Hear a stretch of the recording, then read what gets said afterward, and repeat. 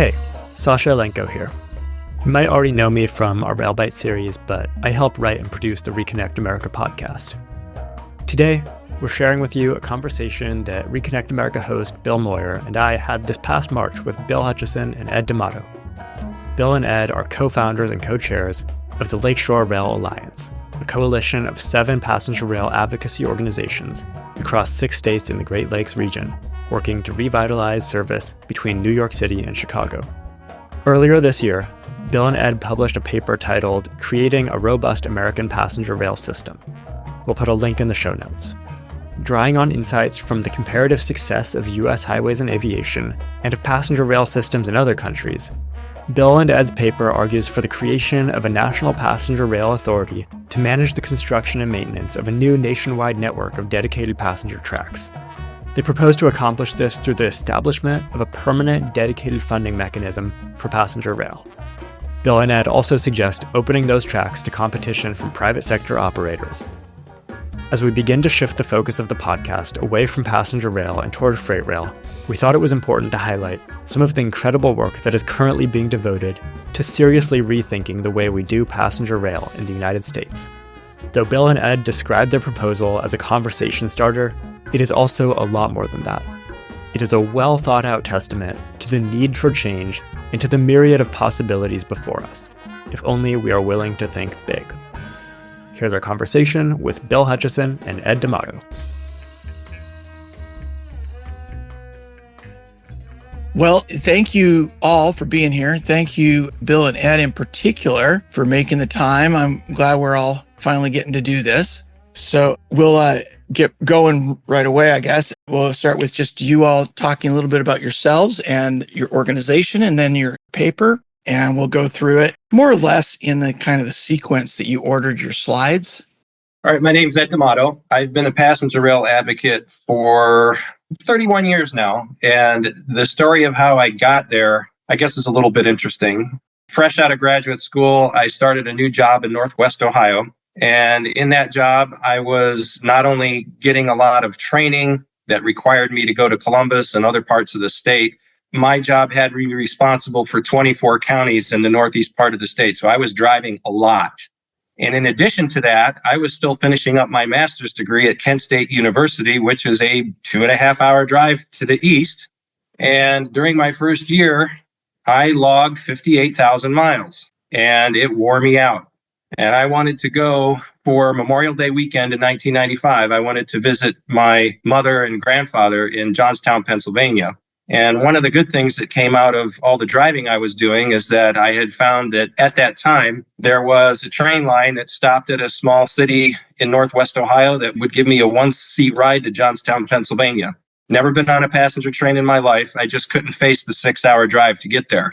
So I get on the train and I'm in this big seat and I'm 6 feet tall and I had to stretch to get my feet on the footrest in front of me. And it just immediately dawned on me that all I had to do for the next 6 hours was just sit here and relax. And I drifted off to sleep and I woke up just east of Pittsburgh, just as the dining car was opening. So I went and had breakfast in the dining car and I'm eating my scrambled eggs and while the countryside is going by. And it was just a real educational experience for me about how dignified train travel is. And from that point, you could call it a good thing or a mistake. I got involved in passenger rail advocacy. I was naive at that point as I didn't realize how difficult it was to get anyone to pay attention to the issue. That's finally starting to change, but I spent a long time just beating my head against the wall. But we're finally in a better place. We are in a much better position now to move forward. But, all of this time that I've spent as an advocate, I realized that there's a big thing missing in the whole advocacy discussion. And that is that there is a major policy failure at the federal level in the United States for why we don't have a modern passenger rail system. We have Amtrak, but Amtrak was designed to basically relieve the private railroads of their public service obligation to offer passenger service. And they were basically put out of business by government investment in highways and aviation because all of those train routes back in the day, all that was built by the private sector. They paid taxes on all the track. They paid taxes on their stations. They had to borrow money from the private financial markets, and they had to maintain all of that and still try to eke out a profit. Well, then the government comes along, and I'm not saying these were bad decisions, but the government came along to build highways and airports and air traffic control and all the stuff that we need for it to be safe. The public owns the infrastructure. There's no entity paying taxes on it. The government gets to borrow money from the Treasury, which is a lot cheaper than getting financial assistance from the private markets. They also never really charged users the full cost of using either system. So you have this publicly owned, publicly built, publicly maintained system that's provided to users at below cost. The private passenger trains couldn't compete. The solution 54 years ago was to create Amtrak. But Amtrak wasn't a solution. It was just, as I said, to relieve the private railroads of their obligation to provide passenger service. It wasn't a growth strategy. It wasn't designed to modernize anything. And it was expected that Amtrak was going to go out of business in 5 years. It seemed like the creation of Amtrak, the more we look at it, feels like kicking the can down the road rather than actually solving the problem. Right. Cool. Well, that's a good beginning. Before we get further into the details, Bill Hutchison, why don't you introduce yourself and how did you get into this mess? Well, I've been in a little bit longer than Ed, and I'm not going to tell you how long. Let's just say I'm older than dirt. It really kind of goes back to where I grew up and the kind of family background I had. I was very well acquainted with railroads and was very disappointed to see them go for all the reasons that Ed mentioned. And yet at the same time, I had kind of another kind of a political awareness side to my personality. And the two kind of melded, and I found out about the Ohio Association of Railroad Passengers back in the 1970s and joined at that point. I think Ed is correct in general about Amtrak, as you are, Bill, that Amtrak really is just a placeholder that kept the lights on, kept the pilot light lit all this time. And it served a purpose because we hadn't made up our minds about what we wanted to do really as a country. And I think we're getting to the point where it's being pushed on us because, airports and highways are just jammed. And that's a symptom of a transportation system that's really, really out of balance. So that's basically what this is all about. And speaking on personal terms, I didn't drive near as much as Ed, but I'm sick of driving anyway. And I'm not getting any younger. I don't want to drive. I don't want to have to be forced to get in a car and go down the road, whether I want to or not. Or at some point, I'm not going to be able to. Then what? So it's really a mobility issue, and that really should be a right as opposed to a privilege. I mean, it's essential to everything we do. We have to have ways to get around easily, comfortably, and affordably. And we don't have that now. You have to buy your way in to drive. You have to buy a car or lease one. And flying is more of the same. So that's basically where I'm coming from. And I think Ed and I are of the same mindset that something more fundamental needs to happen. It's not just Amtrak. Amtrak is a symptom of a bigger issue. And that issue is the way things are set up, particularly at the federal level. So you've both sort of identified that the railroads are operating on a different playing field than the aviation and the highway system. The aviation and the highway system are publicly subsidized, and that facilitates a level of investment and a continuity of investment that just is non-existent for the railroads. And that's true really from the beginning for the railroads. Obviously, there was the initial land grants and other ways that the public underwrote their creation. But as you've outlined, they're responsible for their infrastructure, the maintaining and building their infrastructure. And as we saw through the 20th century, the increasing investments in aviation and roads, and then finally the Eisenhower Defense and Highways Act in 1956, that was really kind of the nail in the coffin for the railroads. They just couldn't compete. So you're saying that we've avoided having to deal with this problem and it's catching up with us. And so what inspired you to begin the process of then getting together and creating this paper and your project for a paradigm shift in how we go forward with the rail? Well, I think it's something that's been percolating in the back of my mind and Bill's mind for quite a while, because really we're not getting anywhere with the current model that we have, the current legislative model, which is which is Amtrak.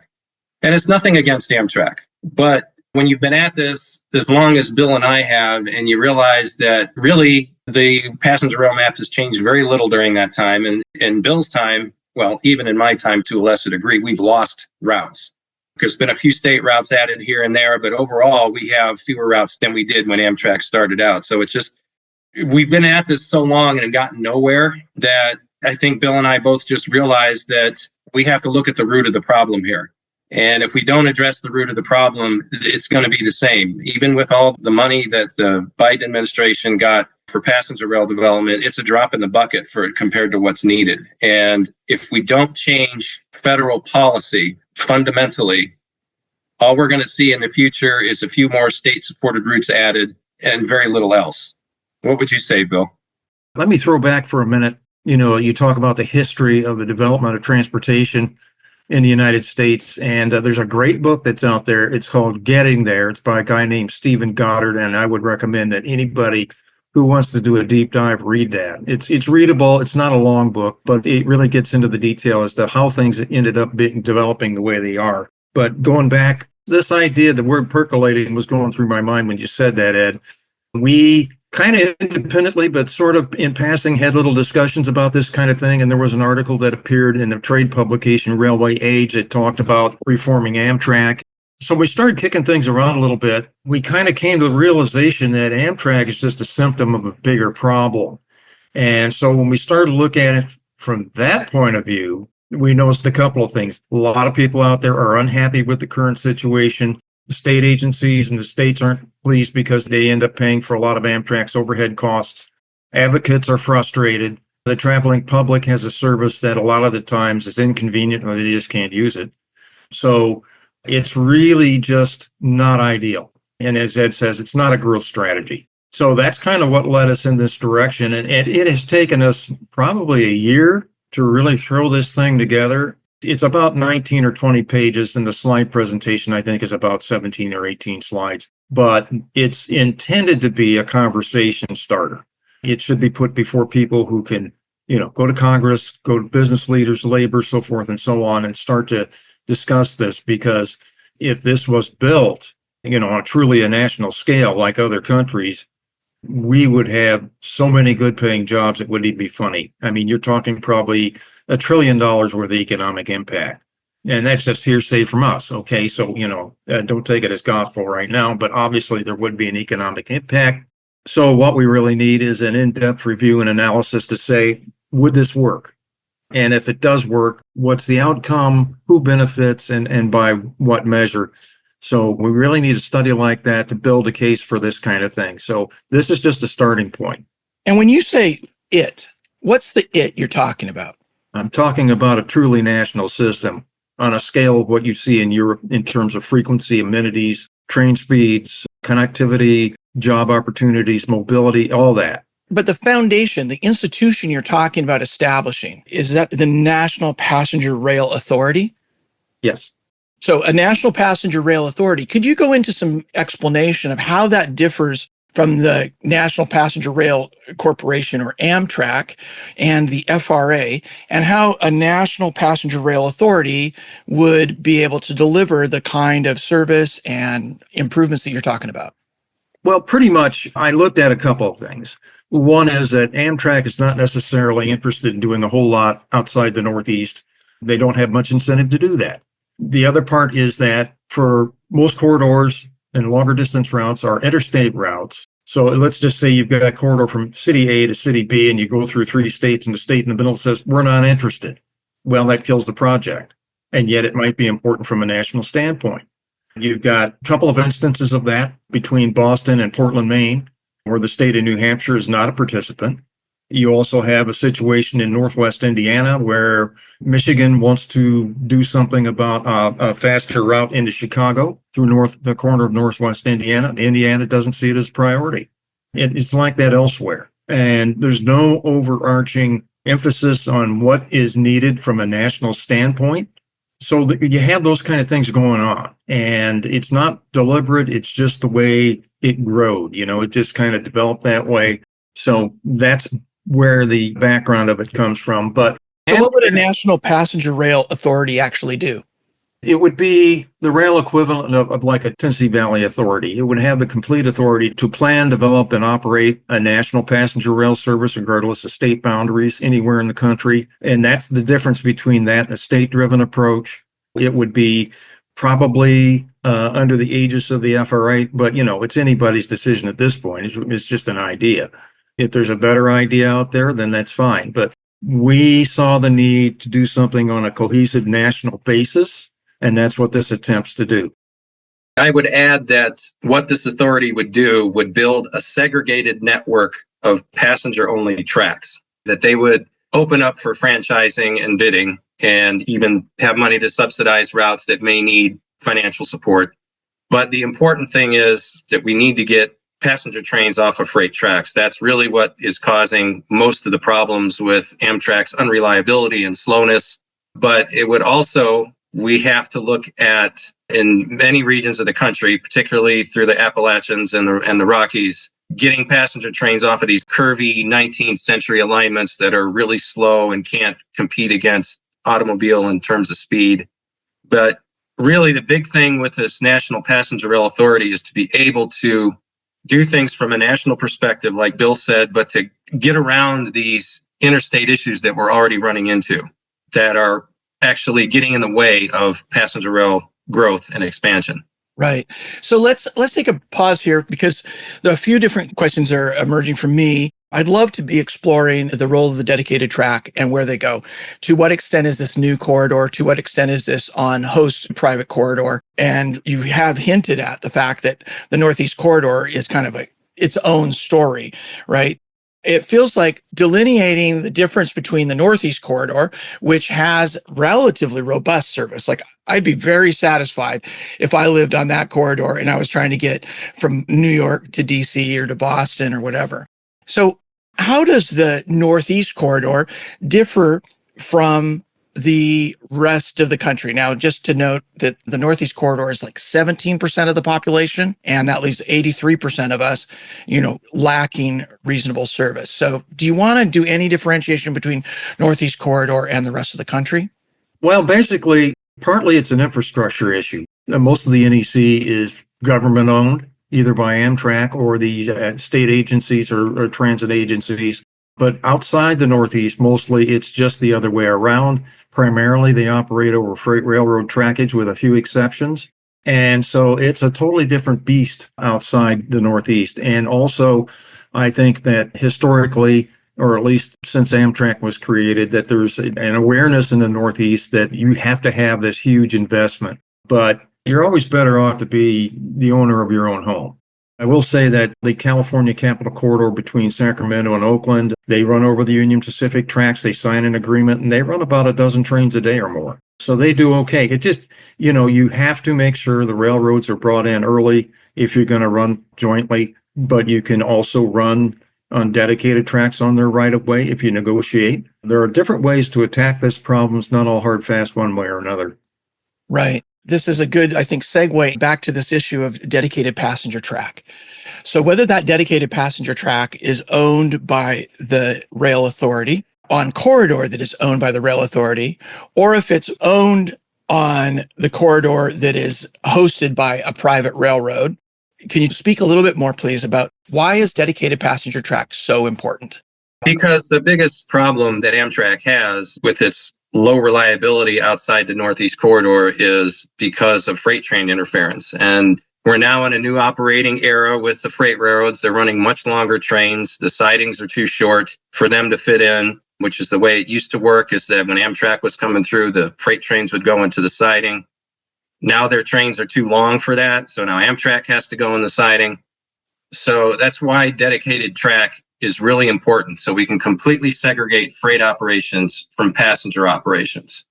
And you can do this using host railroad right of way, because most rail rights of way are 100 feet wide. And the host railroads in the vast majority of the country are only using one or two tracks. So there's room for another couple of tracks in that right of way. The state of Virginia is doing a version of this. They have negotiated an agreement with CSX Railroad and I believe Norfolk Southern too, where they can use a portion of their right of way for a passenger only track. the National Passenger Rail Authority would kind of do what Virginia's doing on a national scale. And so where it makes sense, long straight rights of way that have room for those extra tracks, you can use a shared right of way and have those passenger only tracks. Where it's not going to work, you would have to build new dedicated tracks through land acquisition and all that. But really, like I said, the important thing is just for fluidity of operations and speed, you need to have separate tracks. If you want to get the speeds up, it's really hard to go faster than 90 miles an hour with mixed traffic with freight railroads. If you want to go any faster than that, then the railroads, rightly, they want separate tracks and they want a certain segregation distance and all that. But if you're going to compete with the automobile, you got to go over 90 miles an hour. Yeah, that's a great point. And it's something that's come up in Washington State. We have a DOT that doesn't really want to have a negotiation with BNSF, and they're just sort of accepting this idea that 79 or 90 miles per hour is going to be an okay speed limit. But like you said, then you've got all these no-fit trains, these trains that don't fit into the sidings or don't fit into the yards, clogging up the system. And that doesn't really work for anybody. So we have had a long-range plan for the Amtrak Cascades that's sort of been sitting on a shelf and gathering dust. But that plan had approximately 200 miles of dedicated passenger track in it. And one of the things that's come up recently is that if you're going to build dedicated passenger track, you might as well build it to the class of track that can handle at least 110 miles per hour. Like in the Pacific Northwest, the railroads are operating on class 5 track. It's like, it gets kind of confusing for folks who are new to this stuff, right? Because you got your class 1 railroads, your class 2 and 3 railroads, but then you've got your class 5 track and your class 6 track. It's just a mess, right? Trying to untangle this whole thing. But anyway, for the most part, the railroads are operating on class 5 track that has a 79 mile per hour limit and maybe slower for unit trains and such. And you don't want to put fast trains on that or try to maintain it to a class 6 standard, because every wheel that is rolling on one of those unit trains at 35 miles an hour is doing the same damage that a wheel that's going 110 miles an hour is doing on that track. So you don't want to maintain it at these different levels. So it needs to be dedicated. Okay, so when we relieve the railroads of their common carrier obligation to serve passengers, it was with the understanding that there would be access and that there was adequate infrastructure to accept that passenger service. Well, the incentive structures have been such that they've actually pulled up track. The resources that were there when we created Amtrak are no longer there. So this means that we do have to do what you're saying, right? We've got to rebuild this dedicated passenger track. We've got to have a right to it, to use it, but somebody's got to pay for it. And like you say, the states aren't jumping up and down to pay for it, especially for routes that cross borders. So where's the funding going to come from at the federal level for getting this done? Well, in our paper, what we propose is that Congress needs to study the issue and come up with a way to do it, because Bill and I certainly aren't experts in this area. But we have to come at it from the standpoint that when we decided to build highways and aviation, we did it because we viewed them as public goods. And we knew we were going to get economic payback out of that. And we did. We got a heck of a lot of economic payback out of both of those systems. So we need to look at it in the same way, that this is a public good. Passenger rail is a public good. And we're going to get an incredible amount of economic payback if we build a modern system. Now, what would you like to add to that, Bill?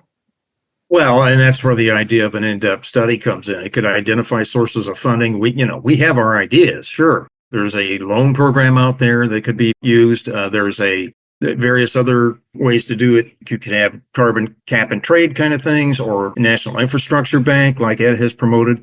The biggest obstacle is finding the will to do it. And you have to build the case. And that's what this is about. So I think that's what comes out of this. This is really where you get down to the nitty gritty. It's a natural question. Where's the money come from? And it has to be well thought out. It has to be easily understood so that you don't get these, into the weeds arguments one way or another on it. But, again, we've got 330 million people in this country. Well, we didn't have anywhere near that 50 years ago when the interstates were built. And we have a transportation system that's being overwhelmed. And now we're losing economic opportunity because we don't have the mobility. And that's a problem. Again, this is a conversation starter. There really hasn't been any serious attempt to do something like this. There's been passing articles and comments and grumbling and mumbling, but there never has been an organized attempt to discuss what do we do? What do we want to do and how do we want to get there? Yeah, go ahead, Ed. I just think it's important to emphasize that Congress has to make this decision of how to fund it. They have to figure it out. They need to study it and come up with a mechanism that's going to be acceptable to everybody. And that's way outside of Bill's and my expertise. They did it for highways. They did it for aviation. I mean, at some point, you could add a ticket tax like aviation has, but the system would have to be big enough to generate enough revenue for it to matter. But again, it has to be a congressional decision. Yeah. We worked with Senator Markey's office on the All Aboard Act, and that certainly started to raise the issue of how to fund dedicated passenger track. And it was associating dedicated passenger track with the building of infrastructure for electrification, which is also a theme that's been part of Solutionary Rail's genesis. So there are certainly leaders in Congress who are interested in having this conversation. I'm concerned when I hear talk about privatizing Amtrak, for the very reason that you bring up in your paper and in your slides, is this idea that, well, they're going to cherry pick. You know, we already took over this non-profitable service from the railroads, and now they're freight railroads, and we have the passenger railroads. And then Amtrak cut an incredible amount of their rail service. So if we then hand it back to the private corporations, what do you think might happen? Nothing. Without an overall federal program like we have for highways and aviation, nothing's going to happen. And when people talk about, well, we need to privatize Amtrak, they have a certain amount of historical amnesia, okay? Because like we talked about at the beginning of this conversation, the private passenger train was put out of business by the federal government. And that's not going to change by saying, well, we need to privatize Amtrak. If you want private involvement, we have to build public infrastructure, publicly owned infrastructure, and then you open it up to be used by private actors. And that's exactly what's going on in Europe. Their situation was a little different than ours. They ship 70% of their freight is shipped by water. And only something like, 18% or something like that is shipped by, I don't remember the exact figure, it's somewhere in there, is shipped by rail. But they have publicly owned track over there, and they also had publicly owned operators, state operators. Each country had their own, and they each kind of had this dual monopoly. Well, 30 years ago, Europe started having this conversation about changing the way rail is structured over there to encourage more competition. They did it methodically, and over a period of like 20 or 30 years, they made changes to the laws. And now their infrastructure is opened up for competition. And they are getting private operators entering the market. And yes, the private sector is going to want to take the profitable routes, and that's fine. But those profitable routes need other routes to feed into them, and not all of those are profitable. So state operators, I think it's called public service obligation. They fund these unprofitable regional routes that feed into the profitable ones. Even though the state operators, they still operate trains on the profitable routes as well. I mean, you have the French state operator, SNCF, operates the TGV. You've got the Italian state operator, Trenitalia, operates high-speed trains. But on their high-speed network, they have the public operator, Trenitalia, and they have a private operator, Italo, operating on the high-speed network on the same routes. And it's kind of a unique situation that's developed. I don't want to say that Italo is bare bones, but they are a little bit less expensive than Trenitalia, but Trenitalia offers a slightly more upscale version, and they're competing just fine.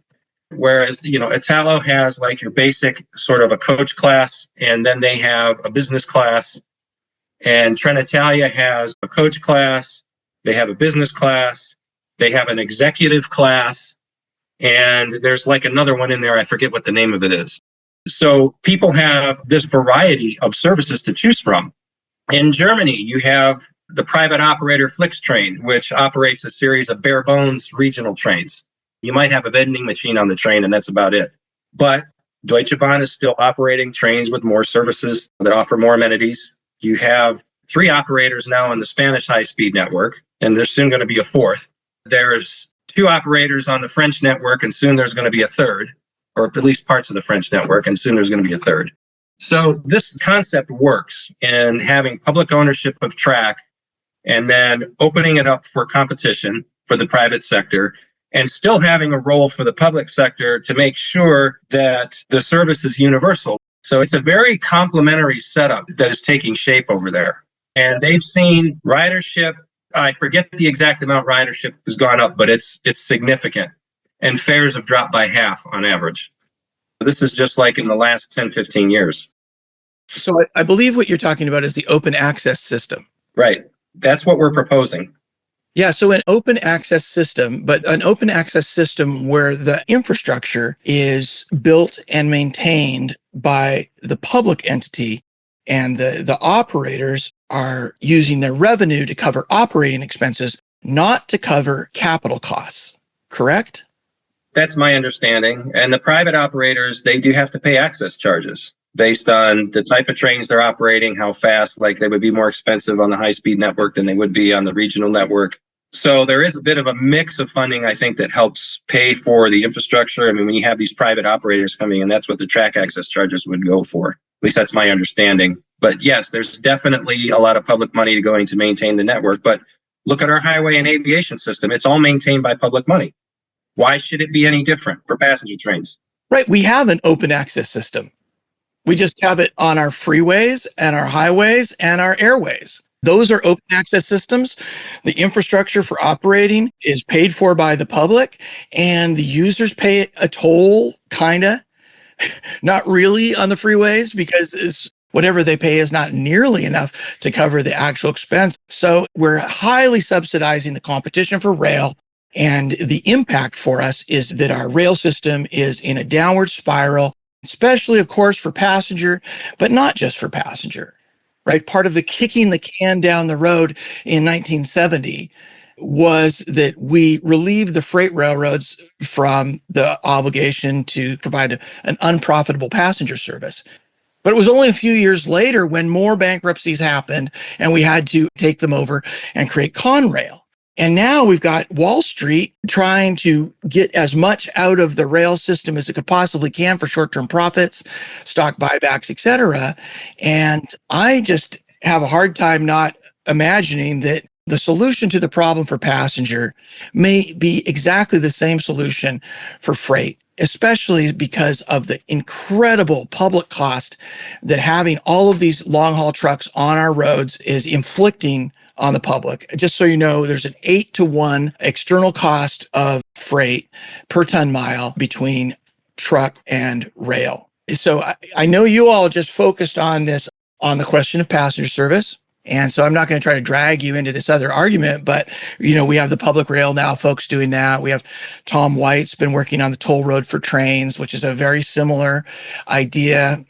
But it does seem important that we, as a country, have a serious conversation about what it costs us to subsidize one or a couple forms of infrastructure at the expense of another. A couple of things comes to mind here. I think what they realized in Europe that they needed to unlock the potential of both public and private sectors, and the way to do that was through public-private partnerships, and that's exactly what we're talking about here. There are advantages to both, and they both have their strengths and weaknesses. Another interesting aspect is, again, going back to the Brightline model, is that it's as much a real estate investment scheme as it is passenger trains. And the passenger trains are a catalyst that makes the real estate development much more attractive. So that's another angle to play. And I think what this is all pointing to is that we shouldn't be afraid to be innovative, to work for solutions that move the ball forward. You know, straight up privatization, I think, is a bit of a red herring, because it's really saying we don't want to pay for passenger trains if they go away. And that's not going to help us. What is the cost of doing nothing? That's a big question that needs to be answered. We're seeing it every day. I'll give an example of, when I used to live in Columbus, Ohio, my family was in St. Louis. And back then we had two airlines competing, American Airlines and Southwest.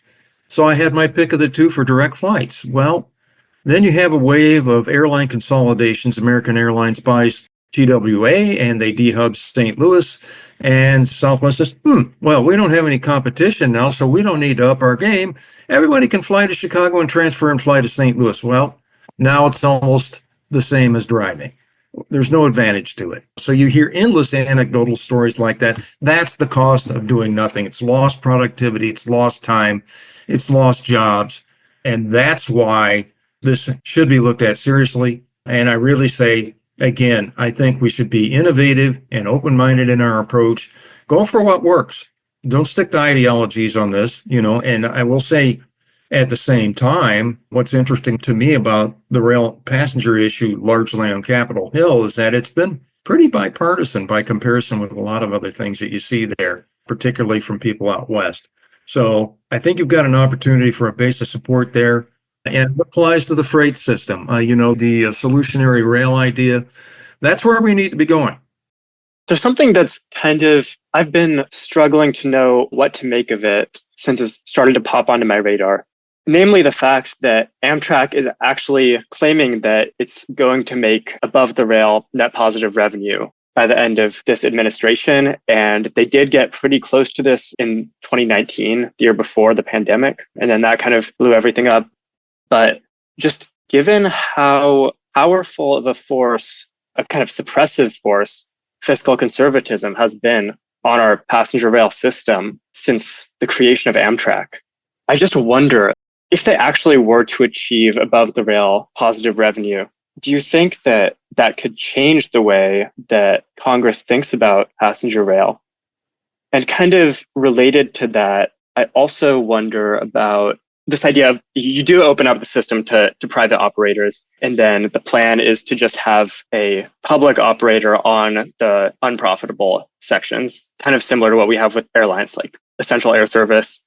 I wonder if you think there would be a way for that essential service to be somehow subsidized, paid for by the operators that are making money on the more profitable sections. And the connection between these two things just being, this concern with minimizing public expenditure on the system, and that being more of a political reality that has dominated for a while than necessarily like a concern that I'm obsessed with. But just wondering how to contend with those my things. expertise, but maybe Bill has something to say.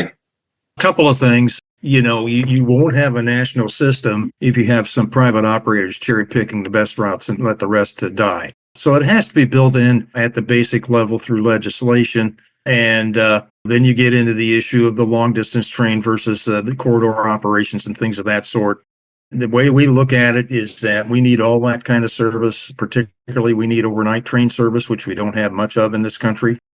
And, I think that if we want to have a truly national system, we're going to have to just accept the fact that some trains aren't going to make money. And Amtrak isn't going to make money every year either. And I think that's a false promise because Amtrak's been around 50 years and they haven't hit that target yet. And they probably never really will. And they won't have enough in terms of a truly private operation to be able to pay for their capital cost. It's just not possible.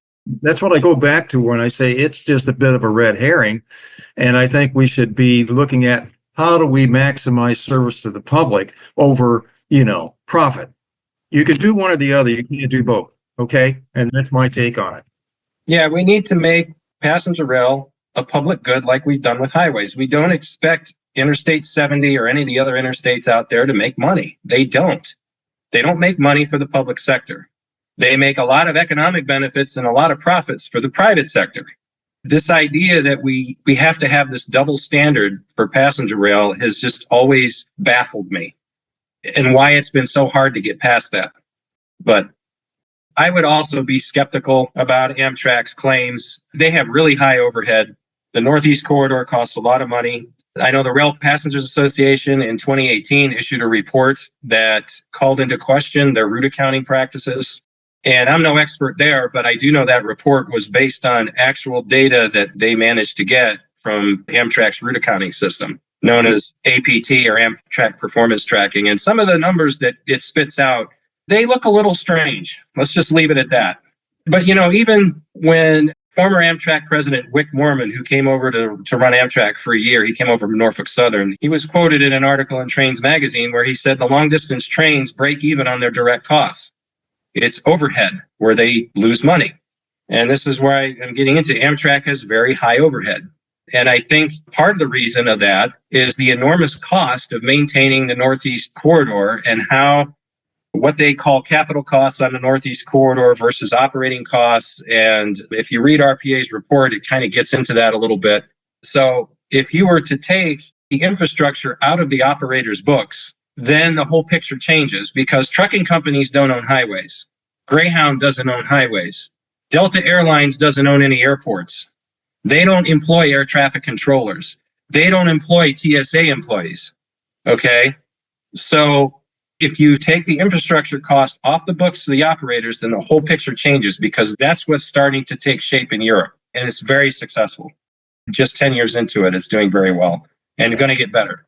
Yeah, the other point that I'd like to throw out is that, when they developed the interstate highway system, there were a lot of low volume routes out there in the West. But, they included them for the reason that they wanted universal coverage and there was a political support.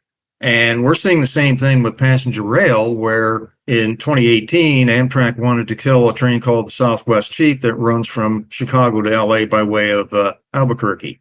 And there was a lot of outcry, and particularly from Republican senators. And that saved the train. So the support's out there for that. So it's a political equation. If you want support for the Northeast corridor, people in the Northeast should be supporting trains out West. We're all in this together. I think that's the main thing here. We're all in this together. Otherwise, why have a country? Right. And this really gets to the theme of our podcast series, right? It's called Reconnect America. We're really trying to make the case that rail transport is a public good and should transcend ideological camps and party politics. It does us no good for this to become a Democrat versus Republican issue, especially when we know that so many of the folks that are going to lose service are those quote unquote flyover or red states, So you're in Ohio. I mean, you're not in the Northeast corridor. You've already suffered incredible losses of rail service over the last 50 years. Could you speak a little bit to your, what are you finding in terms of support? How do you think we make the case in this current political environment for investment, actually like real investment in the railroads? First thing I'd say right off the top of my head is there's never a bad time to do the right thing. Okay, regardless of what's happening in DC or elsewhere, if you don't float the ideas, nothing will ever happen. And so I think we need to keep that in mind. And it's also an argument to keep these trains operating if it comes to that, because it is keeping the torch lit. You extinguish that and the right to get on the railroads, the workforce goes away, the equipment goes away, the stations are demolished, and to restart that would be an astronomical cost. It just would never happen.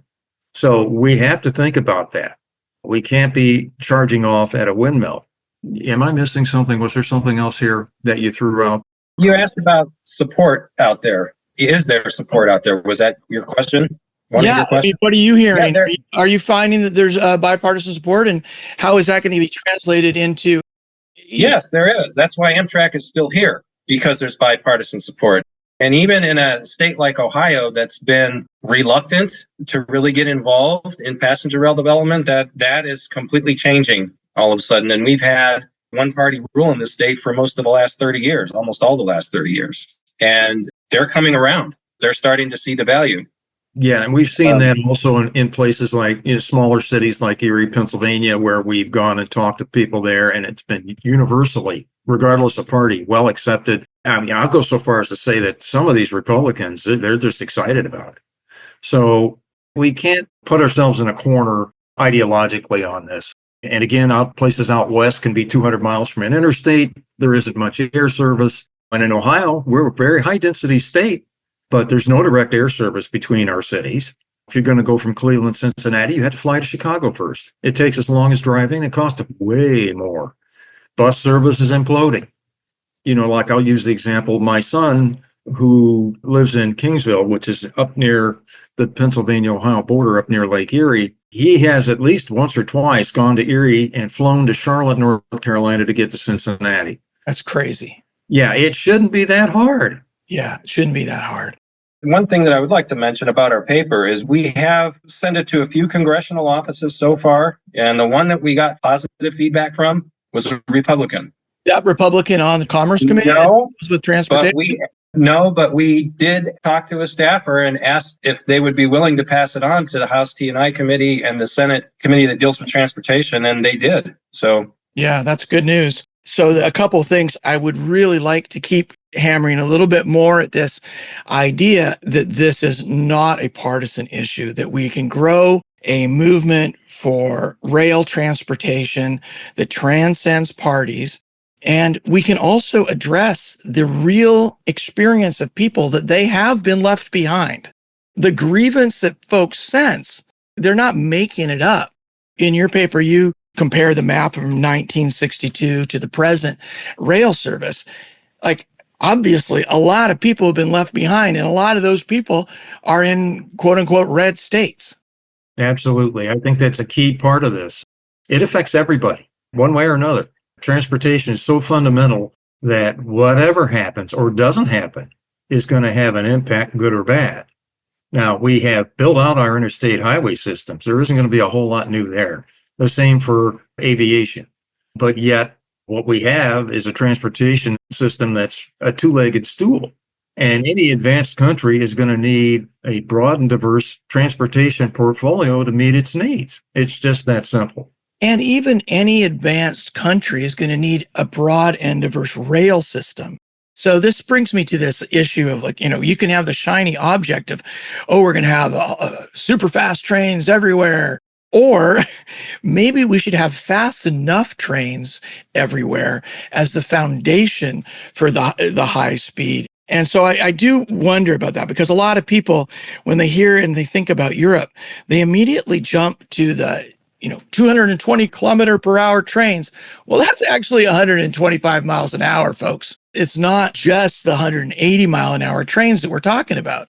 So I'd like to hear you speak to, how do you think about this when you think about the shared corridor, the building a foundation of a national passenger rail system, and what's the interplay between conventional higher speed, high speed on shared corridor up to 150, 160 miles per hour, like Acela, and then how do we then complement that or build upon that? I think it's really important that we start with the more conventional speeds first, because we can do that the cheapest and the quickest. I mean, it's been shown that when you provide a decent service, people will ride it. You build it and they will come. And as more and more people come, you build up the understanding among the public about the next level and the need for the next level. And one of the organizations that Bill and I are involved in, well, we actually started it. It's called the Lakeshore Rail Alliance. It's a project of All Aboard Erie, and it's an umbrella organization representing advocacy organizations from Chicago to New York. It's like 8 advocacy organizations in 6 states. And our focus is the Lakeshore Corridor between Chicago and New York and Boston. And we put together a vision for the Lakeshore Corridor. And the vision for the Lakeshore Corridor is to build up the conventional potential to where we have several more through trains. We have a lot more corridor service, operating on it. And then you start planning for the European style high-speed rail. At the same time, if Congress decided they were just going to leapfrog and build a high-speed train from New York to Chicago, I'm not going to complain. But I think the more logical thing to do is you build up the conventional capacity first, because it can be done so much more quickly and so much more cheaply. What do you think, Bill? Well, yeah, and I think you need to address the pressing needs first. Right now, many areas of the country are transportation deserts, regardless of population. Again, if you look at the Lakeshore Corridor between New York and Cleveland and Chicago, you can't get between these cities too easily. Yeah, you can fly from New York to Chicago or Detroit to New York or something like that. But all these little cities, they have mobility needs. There's a lot of people there. And you can address that much more quickly by building something that's more conventional, 90, 110, 125 miles an hour, dedicated tracks, shared right-of-way, things like that, and then go for the big one. I think it's important to note that true high-speed rail is probably 10 or 12 times more per mile to build than conventional stuff. because it's strictly the engineering. It's all grade separated. It's the rail equivalent of the interstate highway system versus, like old US 40 or something like that. But I think the need out there is so great that whatever you put in, if it's reasonably done and intelligently built and promoted, it's going to do very well. And that will lead to the impetus to go for the big prize. I think Ed and I have always thought that the building block approach is the most sensible one. We have to learn to walk before we can run. It's just common sense. I think it makes a lot of sense. I think that at the same time, you'll see some high-speed projects start to move ahead here and there around the country. But again, that doesn't address a network approach. It's isolated corridors. I wanted to add something when you were talking about people being left out. You mentioned something that can help illustrate how trains can help with that and help reconnect the country. At their December 2023 board meeting, Amtrak board member Tom Carper made a statement that speaks to this directly and very well. He said, changing workplace norms have created more opportunity for people to seek communities with a slower pace, great environment, and better quality of life. But trying to recruit a hospital administrator to a rural area is really difficult, but much less so if that community offers the opportunity to get on a train several times a day to go to the city. And you have an awful lot of small cities out there that really are being left behind for the big metro areas. I do agree. It's one of the contributing factors to the ideological split that we're seeing in the country. Yeah, that makes a lot of sense. And we're not making progress at the pace that we need to make progress, clearly. And the state, everything below 750 miles gets dumped on the states. And even the long range, like the North Coast Hiawatha or the Big Sky North Coast corridor, it's having to raise funds regionally to get its matching grant to do a service development plan on a system that's actually 2,300 miles long. So it's not working. I mean, even with the increased investments, we haven't figured it out. Port ID program seems like an attempt, but it's not the National Passenger Rail Authority that you're talking about. No, that's why we're here. That's why we wrote this paper, because we see all these issues out there, and there's a lot of them. It's a silly thing when you want to start service between, for example, Mobile, Alabama and New Orleans, and some city councilman in Mobile says, I don't know, it's down to a city councilman. This is the kind of micromanagement mentality. All these impediments are out there, and that's why it's so difficult to add service anywhere. Why we have just sat here for the last 50 years. I think it's just ridiculous, particularly a train like the Lakeshore Limited that hauls probably 800 or 900 passengers a day on each train in each direction. And yet here we're still stuck with the same train that we've had for the last 50 years, since 1975. One train a day. There's been no serious attempt to do anything to expand that service. And it's always been a high volume route, always. And I could say the same thing for New York to Florida. That's another one. So I think at the end of it, you're going to see a mix. You'll have some high-speed corridors here and there, but you should have a large network on a par of the size of the interstate highway system in terms of network size and funding to really address the needs of the country for better mobility. It isn't going to happen any other way. And I think it's absolutely necessary that it be a public-private partnership. That's probably the best of both worlds right there. And if you develop all these corridors like this and you have dedicated tracks, there's nothing to say that you can't have dedicated package express or containerized freight that would be much more quick place to place than what you have for the current operating model of the freight railroad. So there's opportunities out there, but they'll come only if we make the investment. Just to fill in a little bit of detail, when Bill mentioned Mobile, Alabama, that whole issue goes back to this problem with getting states to work together. Because the reason that the city of Mobile was they were such a prominent decision maker, let's put it that way, is because the state didn't want to get involved. So the city was left to pick up the ball. The route's going forward now, but it almost did get stopped by one city council person in Mobile. It came very close. Yeah, that's completely insane. Can you imagine that happening with the interstate? No, of course not. No council member is going to stop an airport going in or a freeway off ramp or whatever. Yeah, Ohio's been really reluctant to get involved until recently in passenger rail development. But what would have happened if they said, we don't want to be part of the interstate highway system? How are you going to get freight on trucks from Chicago to the East Coast? That makes no sense, right? Of course, it doesn't make sense. So, one thing that you all bring up that I haven't heard other people emphasize is the overnight train. Why do you put emphasis on the overnight train? What they do is that they connect a lot of rural communities to larger metropolitan areas. If you get on one of Amtrak's long distance trains and you sit in a coach, we watch the seat turnover for the passengers and where they're getting on and off and what cities they're connecting. I mean, there's over 500 city pairs just on the Empire Builder route that you can travel between. That's what they do really well. And then the other thing, if you're talking about like a European style night train, things that are like 9 to 12 hours and they're designed to connect two major metro areas, overnight as an option to flying or something like that. I mean, that's a large untapped market here.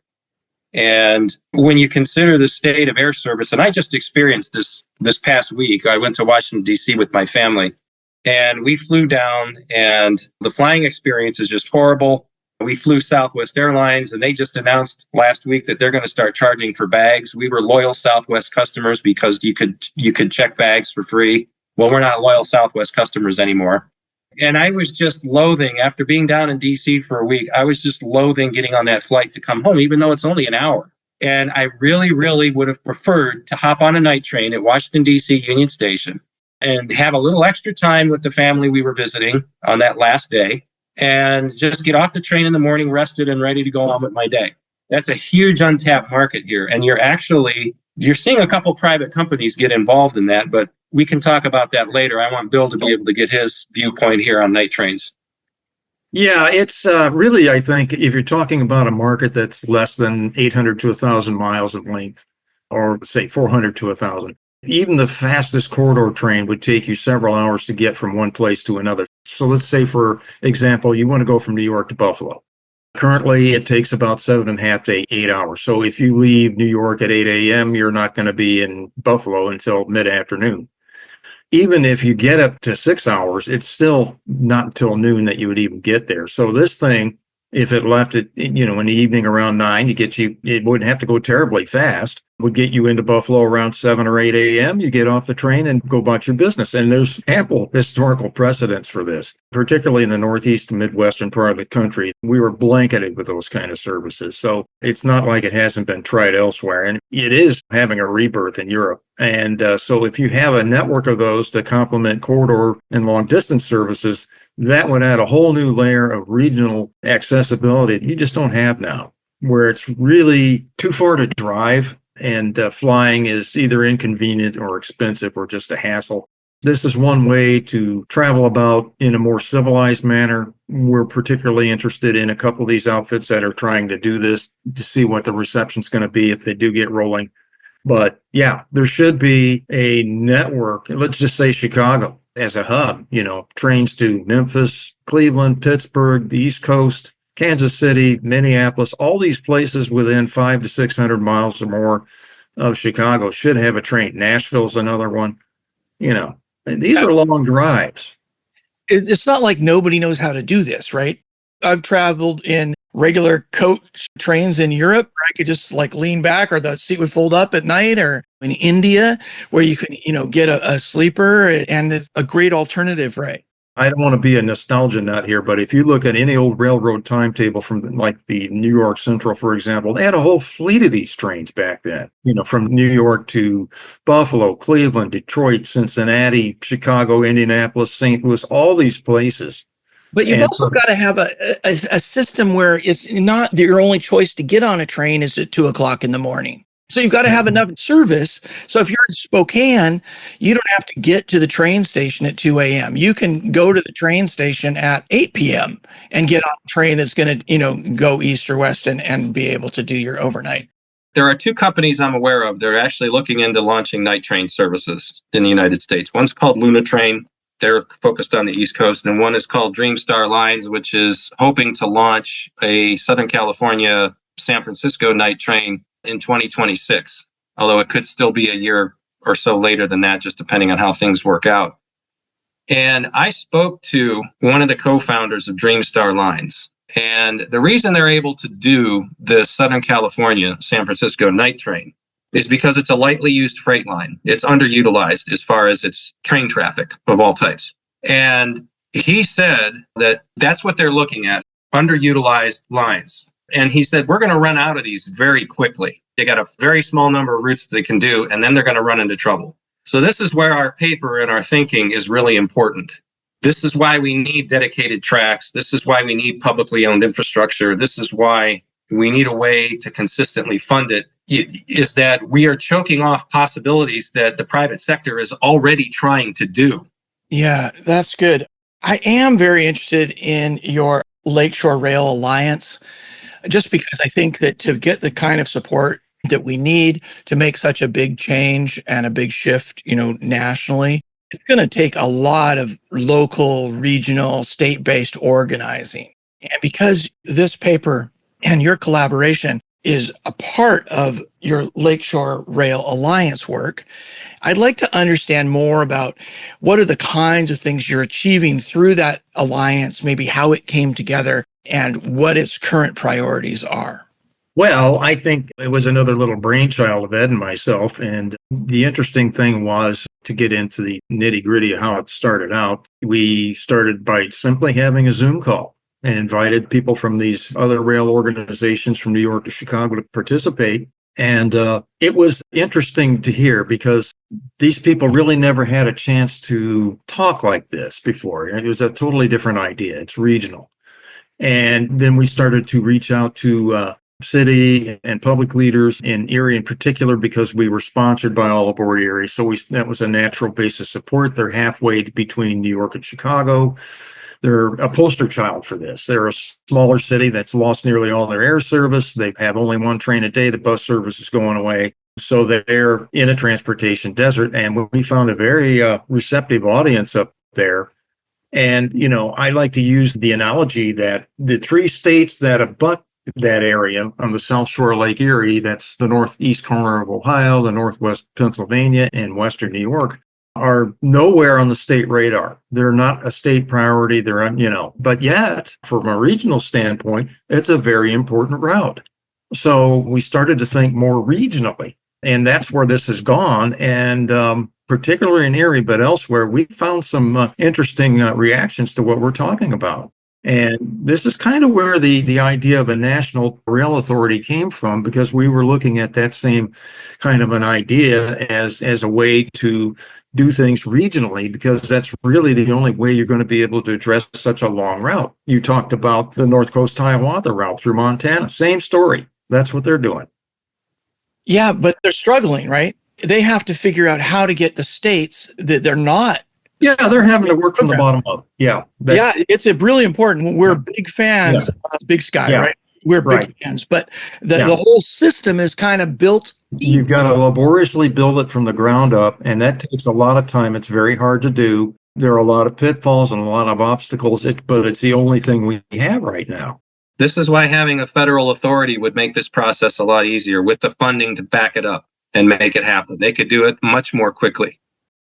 A little more about the Lakeshore Rail Alliance. Part of the idea was that we wanted to focus on the Lakeshore Corridor. That's the route Amtrak's Lakeshore Limited uses. Because you have all these different state projects going on. You got the Empire Corridor operates over part of it. You have stuff that's now starting to happen in Ohio with this corridor ID for Detroit, Toledo, Cleveland. That operates on part of the corridor. You've got the Wolverine Corridor between Detroit and Chicago. That operates on the west end of the corridor.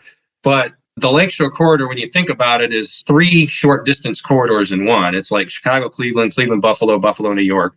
And you got to add Boston in there too. But none of these other projects are really going to succeed if we don't look at the Lakeshore Corridor from a regional perspective, because there's a lot of infrastructure work that needs to be done. There's a really critical piece between Porter, Indiana and Chicago that we need to completely segregate from freight traffic, because Michigan can't run any more trains into Chicago because there's just so much freight traffic in Northwest Indiana and the southern part of Chicago there that we can't fit one more train in there. So there's this 90-mile section that they have to completely segregate from freight traffic.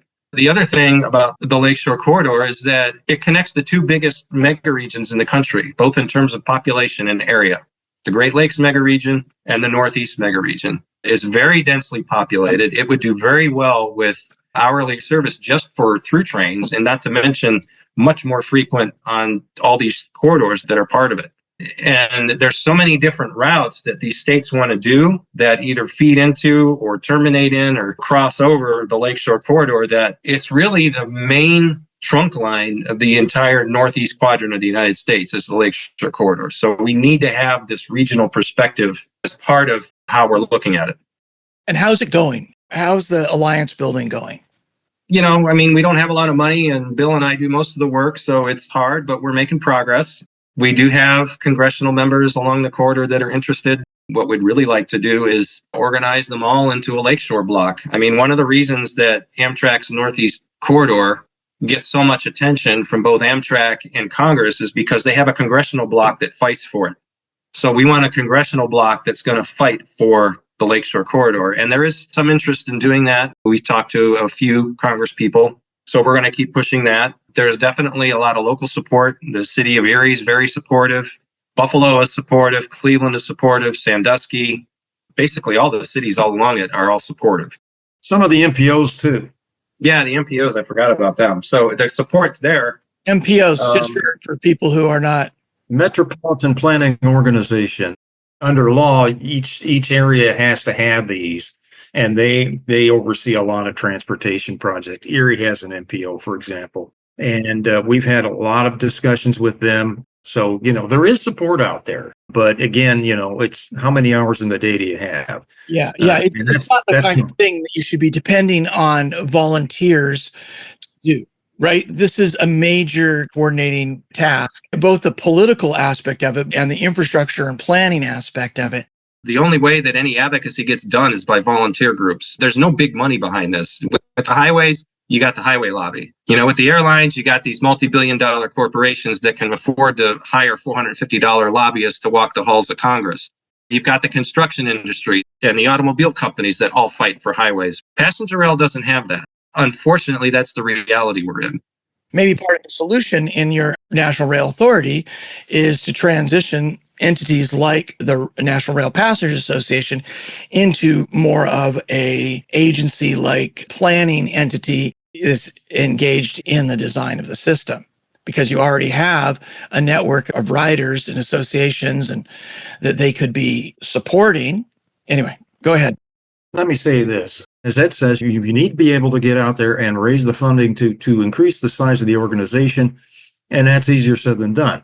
At the same time, nobody until we came along with this idea was talking regionally, and it's kind of like the missing third level, the in-between level between state level organizations and RPA, which deals with Capitol Hill. And so it's kind of a tweener sort of an idea, and I think it's one that makes a lot of sense. And so they're interested in what we're doing, but again, you're only limited by time and money.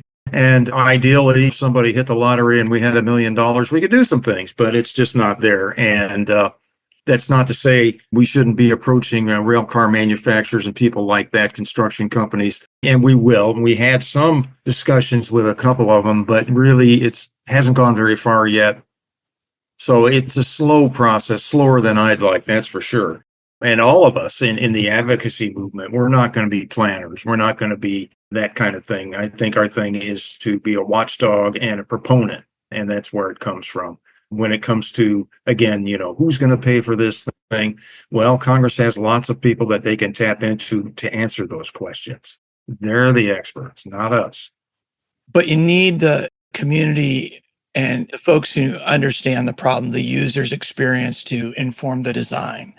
And so if RPA was brought into a National Passenger Rail Authority as an aspect of the structure of like building the foundation of the user experience. Anyway, I'm just brainstorming here.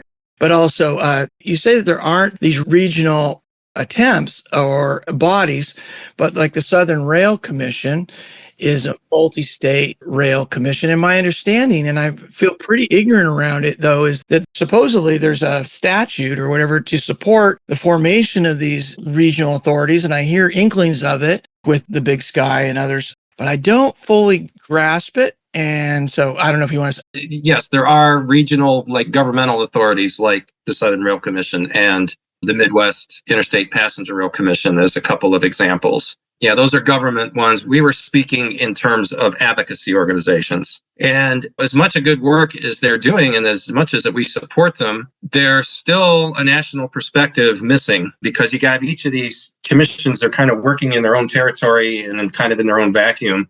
And this is why we need to take this up a level to a national authority so we can coordinate all this stuff from a national perspective. I mean, certainly a National Passenger Rail Authority, they don't have to fund every single passenger rail route in the country. They could pass money down to the Midwest Interstate Passenger Rail Commission to build the routes that they've already been planning and working on. Same with the Southern Rail Commission. But we still need this overall national entity to coordinate all this and put this national vision together and get it all working together in unison. Yeah, I think you're seeing a sort of a piecemeal move to some of these regional authorities like the Southern Rail Commission and the Big Sky Authority out there in Montana and North Dakota, and also the Midwest. What is it, MIPRC? That organization, I think, is probably going to morph into a full-blown authority or something like that in the future because they really need to do that.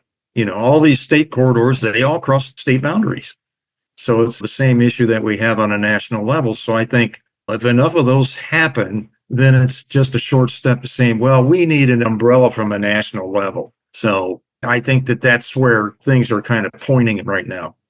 I wonder if we need to be convening something nationally, a conversation about this nationally amongst all of those sorts of players. Building alliances is how we build power for this sort of thing. In our isolation, we can only get so much done. But if we could have a national agenda or national goals and a strategy for sharing resources to move Congress and convene these corridor specific, if you want, caucuses or a national rail caucus, that could be a pretty powerful move. When I was in DC for the Transportation Research Board meeting, I had a meeting with the head of the rail division and the head of the transmission division with the IBEW, the International Brotherhood of Electrical Workers.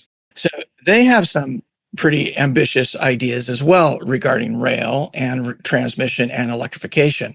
Something that's impeded progress from my perspective as relative newbie into the rail space is that it's fantastic to have all these quote unquote foamers, the folks who really know a lot about trains and are really passionate about trains. But the nostalgia, when it becomes about nostalgia rather than a vision for the future, I think that's an impediment to progress. Agree, 100%. So we need to harness these incredibly knowledgeable folks, but we need to make room for folks who are ready to leverage that knowledge to demand a shift in how we address rail in the country and build the power to get there. And we can only build that power by building alliances. And you got to deliver victories. You got to win some shit. And you've got to show people that their engagement on something is going to deliver dividends. And then you can get them to come back for the next thing. And it's also, I think, how you fundraise too. Like you were talking about, well, where all these places that these trains pass through, we know the economic benefits of that service. We've seen that and heard about that from multiple people on this podcast, et cetera, et cetera. Why aren't we going to all these rotaries or these chambers of commerce and getting them to pitch in to make a 3-year pledge to support a particular program, or even a convening of regional advocates? Or honestly, I think you need to pay for professional staff, because my experience with volunteerism is that it has peaks and valleys, it ebbs and it flows, and you need someone. You don't have the continuity. You need the narrative thread, the continuity across the top. And that's where professional staff can step in if they are directed to provide that service. So anyway, I'm kind of going outside of podcasts and more into brainstorming and strategy with you. No, it's great. Where I think we need to be headed. Yeah, I mean, you're correct. You're absolutely 100% correct. And it's where we're trying to go. It just is difficult at this point. Now, Ed and we've traveled all over this part of the country advocating for this, and we've gotten positive results, but you can't follow up. It's hard to do. And it's a kind of a chicken and egg proposition. You're not going to have one without the other, but you can't have the other without the one. So we're going to have to find a way to get past that. And I think your idea of a big conference, I think, is a good way to go. And it should be in a place that's easy to get to and really just lay it all out. Are you in or not? And we're going to have to roll up our sleeves and work on this. And that means not just time and our own money, but we need to be adept at fundraising and write grant applications and things of that sort. There's a lot of things that could be done. No question about it. Yeah, it's interesting you mentioned Rotary clubs and chambers of commerce. That's exactly how the advocacy organization in Virginia, I forget what it's called, but that's exactly what they did to draw up support for Virginia's plan, was they spoke to anybody who would listen to them. But they had the money and the volunteers and the staff to accomplish that. That's something I would like to do with the Lakeshore Rail Alliance, but it's just hard to do. And now my wife and I are moving to California. So Right. So there's institutional knowledge that gets lost when we don't create institutional capacity in a way to hold on to information and keep the progress rolling, because any one of us could need to move or something worse, Sasha, are there pieces missing that you would like to hear, even just a soundbite of? Well, one thing that comes to mind is I feel like you've both addressed the shortcomings of the present rail system that we have. And one thing that I think might be helpful for listeners to hear more explicitly is a direct engagement with the legislation and development that we've seen in the past few years. Because I kind of feel like to people who are not super deep in this world, it definitely could be easy to get the impression that we're literally on the cusp of a passenger rail renaissance with new rolling stock and FRA's long distance study and corridor ID program and all these infrastructure projects in the Northeast Corridor. So I just wonder how you view those developments and if there is something in those that you think was helpful. It's a start. That's all it is at this point. We have studies, but we are not about to turn any wheels anytime soon. And it's a long way from an initial study to the day when the trains actually roll, and that they need to stay engaged and keep pushing people in Congress and elsewhere on this. For example, in Ohio, you got 2 studies that are underway, and there's a second round, and it looks like they're going to be able to fund that. But beyond that, nothing's guaranteed. And when you talk about that FRA study for the 15 long distance routes, that's all it talks about is just the routes, the trains. It doesn't tell you where the money's going to come from to actually do this or what the timeline is, those kind of nuts and bolts things. It's good. It's the first serious discussion that we've really had in that regard in 50 years, but it's just the beginning. It's a long and ongoing process that never really ends. Yeah, and looking at the step 1, step 2, step 3 of the corridor ID program, it's all about planning. None of it's about building. And so it's really, like you say, it's just a start. And that's why I think I really celebrate Senator Markey's All Aboard Act, because he thinks of it as like a bipartisan infrastructure law 2.0. And he's intent on moving forward with elements of that in the surface transportation reauthorization is going to happen. So I feel like all of us should be supporting Senator Markey and his collaborators on doing that, but also bringing these ideas to Senator Markey's office. That's a good point. It's not that nothing happened. More attention has been brought into this. And the Corridor ID program and its picking of 60 projects, or basically trying to, as we heard from John Robert Smith, the strategy of making a filibuster-proof majority by creating a diversity of and enough projects where there's enough states involved. That's pretty smart, but it's just a step. And obviously, like, this National Rail Authority will be a game changer, and the dedicated funding would be a game changer for shifting the paradigm for passenger rail. Right, because it wouldn't be piecemeal anymore. As soon as we had the Interstate Highway Act and the gas tax, building highways wasn't piecemeal anymore. They put the vision together and they did it. Once the Airport and Airways Act in 1956 was passed and the funding was put into place for it, we didn't have a piecemeal aviation system anymore. We just started building the whole thing right then and there. Now we have a cohesive aviation system. And so as long as we don't have something similar for passenger rail, it's always going to be piecemeal. And that's why Bill and I wrote our paper, because we have to get past that or we're going to get nowhere. And I've been at this for too long to really want to waste any more time on advocacy if we don't address this problem. Absolutely. Let's deal with the root issues and let's make sure that we've solved those. And it seems like regardless of whoever's in office, it's kind of like what you were saying, Bill, it's never a bad time to do the right thing. Like the Japanese, when's the best time to plant a tree, 20 years ago. So it's not going to be fast. Whatever work we accomplish in building relationships and alliances is going to be of value to us in various ways along the pathway. And opportunity favors the prepared. And we only get to be prepared by doing the work. Right. We can make a decision one way or another. To do nothing, that's a decision. What does that mean? At the very least, it just means that we just tread water like we have for the last 50 years. Is that really what we want? And so you have to ask those big, broad questions. Okay, if that's not what you want, then what do you want? And how do you want to get it?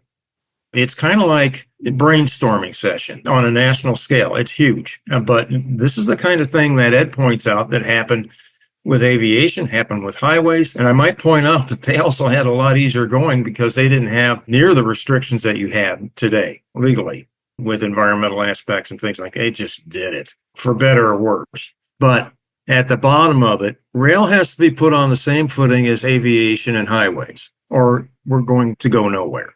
Go backward, actually. We're going to go backward because the infrastructure is not going to be sustained if we don't find a way to take it out of the cycle of predatory short-term extraction and instead make it part of a long-term growth strategy.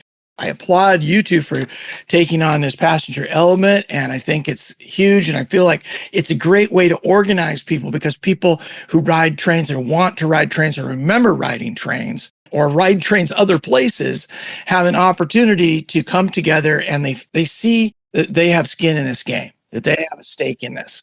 I have a harder time completely segregating the passenger from the freight issues because a lot of the external costs that we're suffering from not having adequate rail infrastructure that is hosting or providing capacity for passengers, a lot of the external costs are the costs that the trucks are having on our system. So it's not totally a no-brainer for me to segregate the freight and passenger solutions. Well, I think that some really good things could happen, and that's what drives Ed and I to push this. You see things as they are and say why, like Kennedy said, and then you think of things that could be and say, why not? And that's basically what we're doing here. Again, it's a conversation starter, but I think we need to find places to have that conversation, start bringing people together to talk about this because no one is doing this, even though there's a lot of dissatisfaction out there.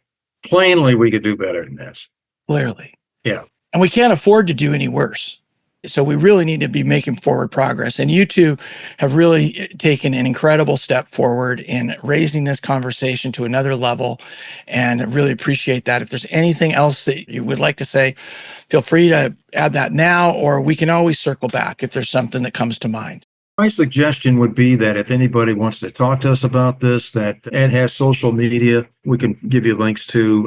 We are on LinkedIn, Mastodon, Blue Sky, and Threads.